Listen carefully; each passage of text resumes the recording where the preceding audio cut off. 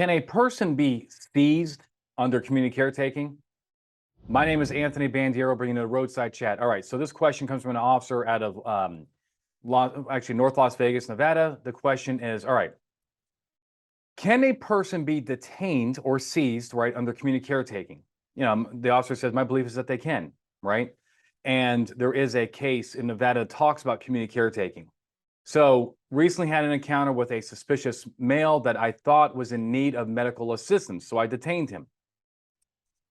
There's some back and forth at the office about whether or not this was lawful or not. So is this a Fourth Amendment issue, right?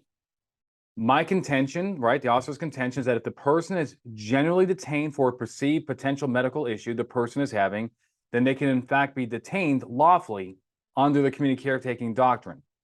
All right, let me go through this. Kind of yes and no, right? Let's go through this. So number one, what is community caretaking? Community caretaking is a doctrine that allows police officers to make an intrusion on a person's liberty when there is a perceived need of either medical distress and so forth, right? These are, I like to call this the Firefighter Rule. These are things that police officers do because the community expects that police officers help help citizens with issues that they're perceived as having. All right, we get this doctrine from Katie versus Dombrowski. I'll put this case in the description below. So basically, the idea what happened in Katie was police officers looked for a firearm in an impound vehicle. The gun was not anything illegal. It wasn't a violation of any crime. This is in the 1960s. The idea was, look, we don't want this firearm to be, in this car at an impound lot. It can get into the wrong hands. So while the cops were looking for that firearm, they found evidence of a murder. The defendant here said, hey, time out. That gun is not an evidence of a crime. So why are you even in my vehicle? And the Supreme Court said, for a lack of a better term, we're going to call this community caretaking. Fast forward to today. We know another thing, that community caretaking does not apply to homes. Instead, it's the emergency aid exception. We know that doctrine from Caniglia versus Strom.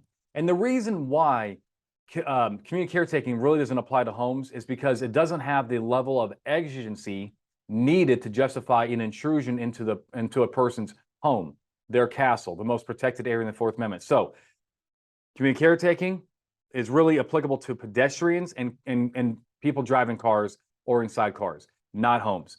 All right.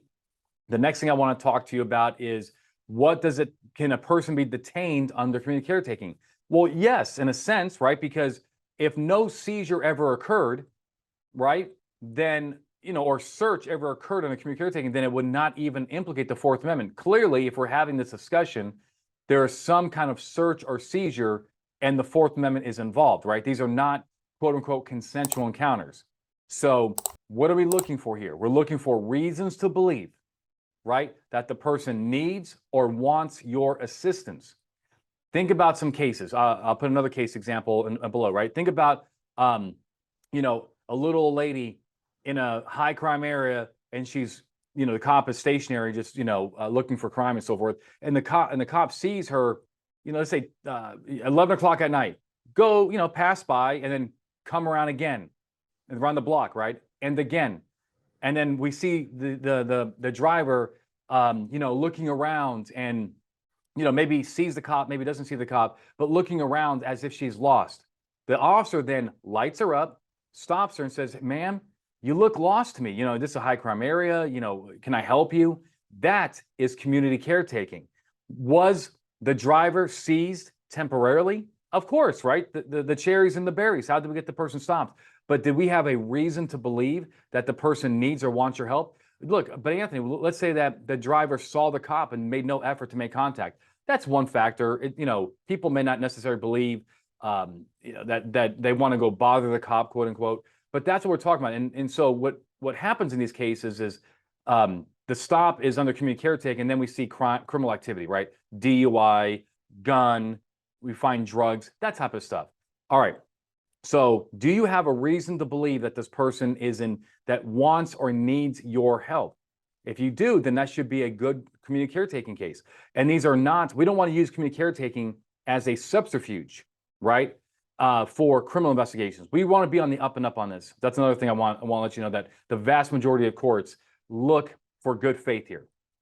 Finally, what happens when the person gets stopped or detained temporarily, right? Let's say this pedestrian that appears to need some medical attention, and the pedestrian says, look, I'm okay. Yeah, I got medical issues or whatever. I want to be left alone. Can the cop continue to detain that person or seize them, whatever you want to call it? The answer is no, unless that person falls within the involuntary commitment statute. So in order to involuntarily commit somebody against their will, you're going to have to articulate exigency, right? That this person, if left alone, would die or get hurt or hurt somebody else, that level of exigency, right? In Nevada, we call that a legal 2000. So if you don't have that type of urgency, then the person has a right to be left alone, even if it'd be wise to go get medical attention, right? There are a lot of people in this world that need medical attention but refuse to get it, and you cannot do anything about it, right?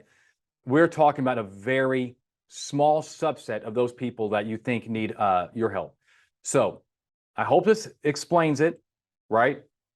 I'll put some case law below, but again, that's where we're at. So under community caretaking, the better approach, if you're in these situations, is to try to engage the person consensually, right? Especially if they're pedestrian. Sir, ma'am, hey, I see you don't look well, right? Or I see you're confused, or you seem like you're lost, that type of stuff. And you go from there. That's the best way. But with people driving, normally you're gonna have to pull them over to find out if they're having some kind of issue. All right. Hope it helps. Keep the questions coming. Like, subscribe to the channel. And I hope that this video has helped you get it right every single time.